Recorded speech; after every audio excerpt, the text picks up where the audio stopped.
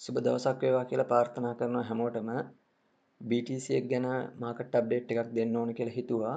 ඉතින් ඇත්තටම අපි කලින් වීඩියෝ එකේදී කතා කරා BTC එක බොහෝ විට මෙන්න මේ ට්‍රෙන්ඩ් ලයින් එකට යටින් ඩේලි කැන්ඩල් ක්ලෝස් වෙලා මාකට් එක මේ විදිහට පහළට වැටුණොත් බොහෝ විට මේ මෙන්න මේ ට්‍රෙන්ඩ් ලයින් එක සහ මෙන්න මේ වොලියුම් ඒරියා එක රීටෙස්ට් කරන්න නැවත එන්න ඉඩ තියෙනවා කියලා.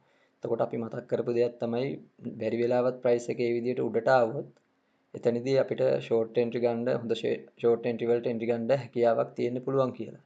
ඉතින් ඇත්තටම ප්‍රයිස් එකේ කියපු විදිහටම ඒ හරියට මේ කිට්ටුවටම ට්‍රෙන්ඩ් ලයින් එක සහ ඒ වොලියුම් ඒරියා එක කිට්ටුවටම නැවත ඇවිත් මේ වෙද්දී සැලකිය යුතු ප්‍රමාණයක් පහළට වැටලා තියෙනවා. ඉතින් ඇත්තටම අපි කතා කරා මෙතනදී ෂෝට් එන්ට්‍රි ගන්න කට්ටියගේ ටාගට් එක වෙන්නේ මෙන්න මේ ඒරියා එක කියලා. එතකොට අපි ඒකට කතා කරා මෙන්න මේ වීක්ලි chart එකේ තියෙන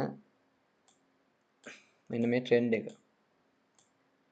මෙන්න මේ මේන් ට්‍රෙන්ඩ් එක අපි ටාගට් කරගෙන තමයි බොහෝ විට ඒ ෂෝට් එන්ට්‍රි වලට ටාගට් තියාගන්න පුළුවන් කියලා අපි මතක් කරේ.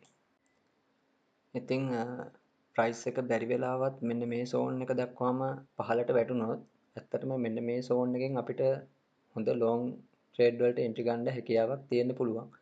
මොකද ඒකට අපි කතා කරොත් එහෙම මෙන්න මේ වීක්ලි ට්‍රෙන්ඩ් එක සහ මෙන්න මේ අපි මාක් කරන් තියෙන සෝන් එක. ඇත්තටම මේ සෝන් එකත් අපි මාක් කරගත්තේ වොලියුම් ප්‍රොෆයිල් වලට අනුව. ඉතින් ඇත්තටම අපි ඒක මාක් කරගද්දී අපි මෙන්න මේ සම්පූර්ණ කොන්සල්ටේෂන් කොටසේ. එතකොට මේ සම්පූර්ණයෙන්ම මෙන්න මේ මාකට් බුල් රන් එකේම තියෙන කොන්සල්ටේෂන් සෝන් එක වොලියුම් ප්‍රොෆයිල් වලට අනුව ඇඩ් කරලා බලලා තමයි අපි මෙන්න මේ සෝන් එක මාක් කරගත්තේ. ඉතින් ඇත්තට මේක කොහොමද මාක් කරගත්තේ කියලා බැලුවොත් එහෙම මෙන්න මේ තියෙන ලෝ එකේ ඉඳලා මෙන්න මේ හයි එකට වොලියුම් ප්‍රොෆයිල් මාක් කරගත්තොත් අපිට පේනවා මෙන්න මේ සෝන් එක හොඳ වොලියුම් ට්‍රේඩ් වෙච්ච සෝන් එකක් කියලා. එතකොට මෙන්න මේ අපිට පේනවා මෙතන ඉඳලා මේ කොන්සල්ටේෂන් එක සහ මෙතන කොන්සල්ටේෂන් එක මෙතන සහ මෙතන මෙන්න මේ හැමතැනකම ප්‍රයිස් එක හොඳට වොලියුම් ට්‍රේඩ් වෙලා තියෙනවා. ඉතින් ඇත්තටම ප්‍රයිස් එක මේ විදිහට පහළට වැටුනොත් මේ ලෙවල් එකකින් හොඳ සපෝට් එකක් හම්බෙලා ප්‍රයිස් එක බොහෝ විට රිවර්ස් වෙන්න ඉඩකඩක් තියෙනවා.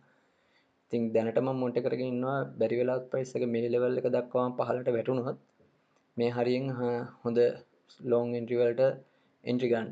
ඉතින් ඒකට අපි පොඩි ටයිම් ෆ්‍රේම් වලිනුත් කන්ෆර්මේෂන් අරගෙන මේ හරියට ප්‍රයිස් එක වැටුනොත් හොඳ ට්‍රේඩ් වලට එන්ට්‍රි ගන්න හැකියාවක් තියෙන්න පුළුවන්. ඉතින් ඒකත් මතක් කරන ගමන් අපි කලින් මතක් කරා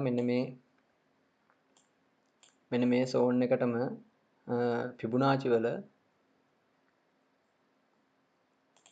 රීටෙස්ට්මන්ට් ටූල් එක දාගෙන බැලුවොත් එහෙම මෙන්න මේ ලෝ එකේ ඉඳලා මෙන්න මේ හයි එකට එතනදිත් අපිට පේනවා 0.5 කියන ලෙවල් එකත් මෙන්න මේ සෝන් එකටම තමයි හරියටම මේ සෙට් වෙන්නේ. ඉතින් ඇත්තටම අපිට පේනවා ඒ ලෙවල් එක බොහෝ විට හොඳ සපෝට් සෝන් එකක් විදිහට මාකට් එකට වැඩ කරන්න ඉඩකඩක් තියෙනවා කියලා. ඉතින් කෙනෙක්ට පුළුවන් ඒ සෝන් එක මොනිටර් කරගෙන ඉන්න ප්‍රයිස් එක බැරි වෙලාවත් මේ ලෙවල් වලට වැටුනොත් පොඩි ටයිම් ෆ්‍රේම් වලිනුත් කන්ෆර්මේෂන් අරගෙන හොඳ ලොන්ග් එන්ට්‍රීස් වලට එන්ට්‍රි ගන්න හැකියාවක් තියෙන්න පුළුවන්.